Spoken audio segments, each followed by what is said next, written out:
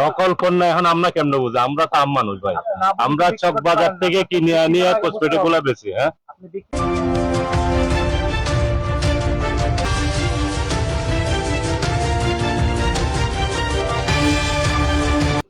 সুন্দর প্রশ্ন করেছেন। আমাদের আপনারা জানেন আমরা সিলেটে যেভাবে ভোক্তা অধিকার অভিযান পরিচালনা করি, ঠিক সেভাবে বাংলাদেশের 64টা জেলা এবং ঢাকা মহানগর মহানগর সব জায়গায় অভিযান প্রতিনিধিত্ব হচ্ছে। এবং যেহেতু ওনারা বলেছেন যে ঢাকার চক বাজারের থেকে ওনারা নিয়ে এসেছে, ওনাদের তত্ত্বে আমরা এটা আমাদের সংশ্লিষ্ট যে অফিসার আছে ওনার কাছে পাঠিয়ে দেবো। কিন্তু বিষয় যেটা হচ্ছে, আপনারা জানেন যে নকল পণ্য যেখানে উৎপাদন হয় এটা সাধারণত আপনার ছোট একটা জায়গা ভাড়া নিয়ে 100-200 বর্গ ফুটের জায়গা ভাড়া নিয়ে এখানে ওরা পণ্যটা উৎপাদন করে। এদের ট্রেস করা খুবই কষ্ট ট্রেস করা। তারপর আপনারা জানেন যে ঢাকার বিভিন্ন প্রতিষ্ঠানে বিভিন্ন বাসা বাড়িতে আমাদের ভোক্তাধিকার টিম অভিযান করে এগুলো বিষয় ব্যবস্থা নিচ্ছে। এটা আমাদের অভিযানের কার্যক্রম চলমান। কিন্তু বিষয় যেটা হচ্ছে, ওই যেহেতু জায়গাটা কম লাগে ওনারা হয়তো অন্য জায়গায় আবার নতুন করে শুরু করে।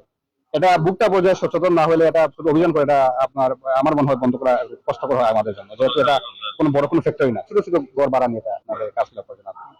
বাংলাদেশে বেশ কয়েকদিন আগে বিবিসি নিউজে একটা নিউজ হয়েছে, বিবিসি নিউজে যেটার মধ্যে বলছে যে বাংলাদেশে 5 ধরনের ক্যান্সারের মানে পরিমাণ, ক্যান্সার আক্রান্ত রোগীর পরিমাণ বেড়ে গেছে। এর মধ্যে এই ধরনের ক্যান্সার, চর্ম ক্যান্সার আছে, হ্যাঁ চর্ম ক্যান্সার, যেটা স্কিন ক্যান্সার ইংলিশ বলে, এই স্কিন ক্যান্সার আক্রান্তের সংখ্যা খুবই বেশি। এবং আনরিপোর্টেড স্কিন ক্যান্সার আছে 46,000-এর মতো আর কি। এগুলো ক্রমাগত বাড়তেছে আর কি। তো যার কারণে এগুলো বলা হচ্ছে যে এই স্কিন ক্যান্সার বিষয়টা যদি প্রতিরোধ করতে হয়, এগুলো আমাদের ত্বকের যেসব কসমেটিক্স আইটেম গুলো ব্যবহার করি এগুলো মূল কারণ হিসেবে বিবেচনা করা হয়। তো এর ভিত্তিতে মূলত এই ক্ষতিকর প্রভাব থেকে মানুষকে সচেতন করার জন্য মূলত আমাদের অভিযানটা পরিচালনা করা হয়েছে। যারা কিনবে তাদেরকে কি বার্তা দেবেন?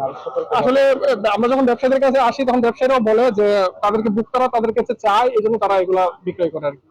তো আমাদের তো ভোক্তা পর্যায়ে যে সংগঠন সংগঠিত করবে এরকম সুযোগ নাই। তা আমরা তারপরে আপনাদের মাধ্যমে মেসেজ দিতে চাই যে ভোক্তারা যখন কোনো পণ্য কিনবে অবশ্যই একটা অথেন্টিক পণ্য কিনবে। যে অথেন্টিক পণ্য কি, পণ্যের মোড়কের মধ্যে যথেষ্ট তথ্য থাকতে হবে, কে উৎপাদন করছে অথবা বিদেশি পণ্য কে আমদানি করছে তার নাম ঠিকানা স্পষ্ট আকারে থাকতে হবে, বাংলাদেশি টাকায় কত টাকা হবে এগুলো থাকতে হবে।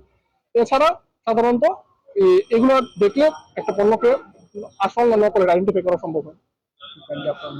যে আমি মোহাম্মদ আরিফ মিয়া, সহকারী পরিচালক, জাতীয় ভোক্তা অধিকার সংঘ হয়ে সিলেট বিভাগের কার্যালয়ে খবর পাচ্ছি।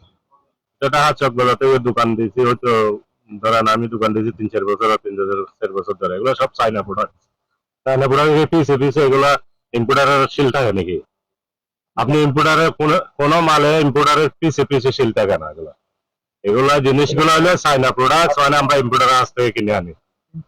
বুঝছেন, ইম্পোর্টারের স্লিপ সবগুলো এগুলা এই যে সব আমার টাকার ইম্পোর্টারের স্লিপ আছে সবগুলা ওনারা টাকাইছি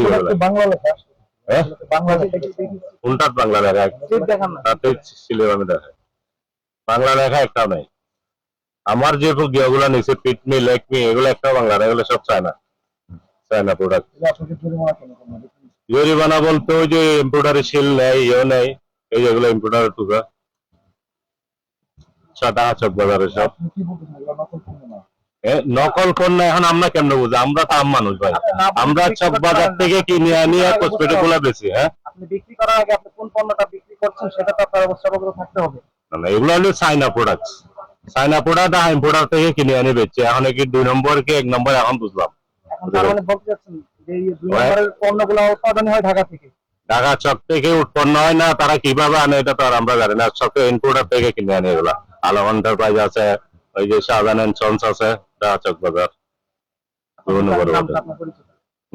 আমার নাম মহিউদ্দিন, মহিউদ্দিন এন্ড ব্রাদার্স।